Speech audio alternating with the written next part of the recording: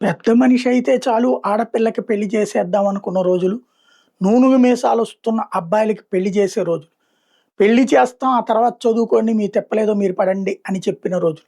లేదా యుక్త వయసు రాగానే 18 దాటగానే 21 రాగానే అబ్బాయిలకి, అమ్మాయిలకి అటు పెళ్లి చేయాలన్న ప్రయత్నాలు ఓ 2 ఏళ్ల ముందు నుంచినే ప్రారంభించిన రోజులు గతంలో చూసాం.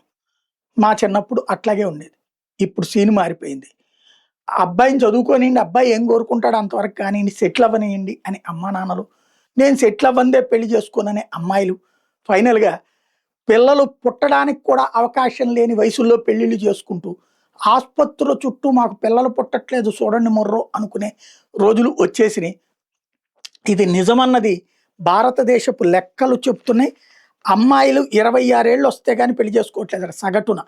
అబ్బాయిలు 28 ఏళ్ళు వస్తే గాని పెళ్లి చేసుకోవట్లేదంట సగటున.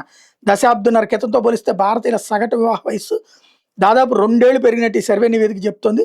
2010 నాటికి అమ్మాయిల సగటు వివాహ వయస్సు 24 ఉంటే ఇప్పుడు అది 26 ఏళ్లకు చేరింది.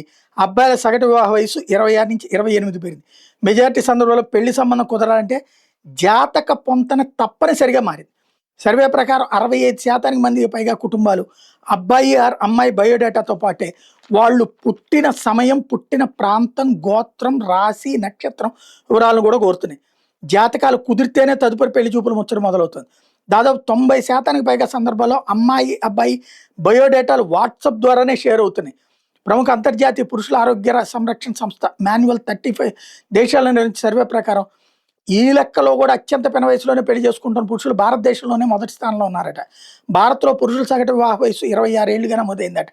భారత్ తర్వాత చైనా 27.1, రష్యా 27.4 ఏళ్ల తర్వాత స్థానాల్లో ఉన్నాయి. అత్యధికంగా ఆస్ట్రేలియాలో సగటున 39.3 ఏళ్ల వయసులో 39 ఏళ్ల వయసులో పెళ్లి చేసుకుంటున్నారు. ఆస్ట్రేలియాలో 37.4 ఏళ్ళు, స్వీడన్లో 36.7 ఏళ్ళు, బ్రిటన్లో 33.7 ఏళ్ళు, అమెరికాలో 29.8 ఏళ్లుగా నమోదైంది.